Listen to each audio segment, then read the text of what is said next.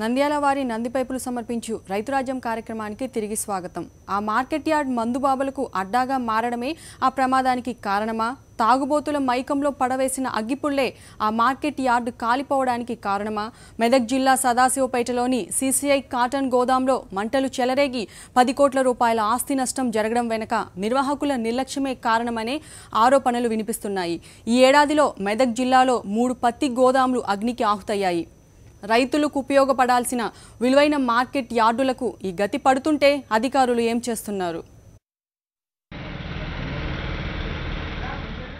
ఇది cotton corporation of India ఆధీనంలోని పత్తి market yard. 3 కోట్ల రూపాయల వ్యయంతో ఆధునిక సదుపాయాలతో నిర్మితమైన గోదాంలో మంటలు చెలరేగి లక్షలాది రూపాయల విలువైన పత్తి పంట కాలిపోయింది. అగ్ని ప్రమాదాలు జరగకుండా అన్ని రకాల జాగ్రత్తలు తీసుకుంటున్నప్పటికీ ఎందుకు ఈ మార్కెట్ యార్డు కాలిపోయిందనే దానికి అధికారుల వద్ద సమాధానం లేదు. ఫస్ట్ కంపార్ట్మెంట్లో నిప్పులు జరగడం జరిగింది. దాన్ని ఇంట్లో జరిగిన తర్వాత సెకండ్ కంపార్ట్మెంట్లోకి ఫ్లైట్ అది రాకుండా ఆపుకుంటూ దాన్ని టోటల్ స్టాక్ను జాగ్రత్త చేసేసి బయటికి తీసేసి ప్రయత్నం చేశాం. దాంట్లో చాలా వరకు ఈ ప్రయత్నంలో మాకు పోలీస్ కానీ ఫైర్ కానీ రెవెన్యూ వాళ్ళని చాలా ప్రోత్సహించారు. ఎక్సెప్ట్ అంటే నిన్న జరిగిన దాంట్లో లేబర్ రిసిప్ట్ చాలా తక్కువ ఉండటం వలన ఈ ఎంబటే షిఫ్ట్ చేయడానికి కుదరలేదు. దాంట్లో బాగా మిగతా ఏవైతే మంచి సాల్వేజ్డ్ బేల్స్ ఉన్నాయో వాటిని డిఫరెంట్ మిల్స్కు సీసే వాళ్ళ ప్రకారం వాళ్ళు ఇచ్చిన డైరెక్షన్స్ ప్రకారం క్లీనింగ్ ఆపరేషన్స్కు పంపిస్తున్నారు. మొత్తంగా ఎన్ని బేలు ఉంది? 7,352 బేలు నిన్నటి ఓబీగా ఉన్నాయన్నమాట. పూర్తి ఎన్ని కలిపాయి?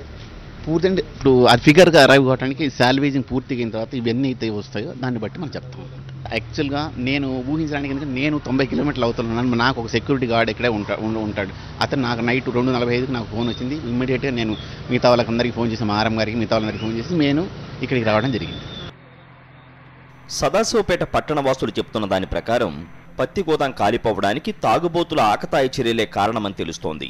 సుమారు 3 కోట్ల రూపాయల వ్యయంతో ఏడాది క్రితం నిర్మితమైన సదాశివంపేట మార్కెట్ యార్డులో 7,352 క్వింటాళ్ల పత్తి బేళ్లను స్టోర్ చేసి మార్కెటింగ్ అధికారులకు అప్పగించారు సీసీఐ అధికారులు. వాటిని సురక్షితంగా కాపాడే బాధ్యత స్థానిక మార్కెటింగ్ అధికారులది. అయితే సదాశివపేట మార్కెట్ యార్డు గత కొంతకాలంగా తాగుబోతులకు అడ్డాగా మారింది. చీకటి పడిందంటే చాలు పదుల సంఖ్యలో ఇక్కడికి మందుబాబులు వచ్చి జలసా చేస్తున్నా ఎవరూ పట్టించుకోవడం లేదు. సెక్యూరిటీ గార్డులు సైతం మద్యానికి అలవాటు పడి తాగుబోతులతో జతకట్టినట్టు స్థానికులు చెబుతున్నారు. ఉన్నత స్థాయి అధికారులు సైతం సెక్యూరిటీ సిబ్బంది నిర్లక్ష్యాన్ని అంచనా వేయలేకపోయారు. ఫలితంగా రైతుల నుండి కొనుగోలు చేసిన 10 కోట్ల రూపాయల పత్తి పంట కాలిపోయింది. ఈ యొక్క నష్టం చాలా పెద్ద ఎత్తున జరిగింది. మొన్న రాత్రి 2 గంటలకు ఈ యొక్క నష్టం జరిగింది. కాబట్టి దీనికి మొత్తం టోటల్ ఇండ్ల 7,350 అని టోటల్ చెప్తున్నారు వాళ్ళు సీసీ వాళ్ళు. కానీ ఇంట్లో ఎంత నష్టమైంది ఎట్లా అయిందని దాని మీద దర్యాప్తు మాత్రం కరెక్ట్గా చేస్తే దీన్ని బయటకు వస్తుంది. కాబట్టి ఈ పెద్ద ఎత్తున ఒక 5-6 కోట్ల నష్టం ఉన్నది. కాబట్టి దీనిపై తప్పకుండా పై అధికారులు మన సిబిఐ వాళ్ళు కానీ దీని నష్టం ఎట్లా జరిగింది, దీనికి బాధ్యులు ఎవరు, దీనిపై కఠిన చర్యలు తీసుకోవాలి.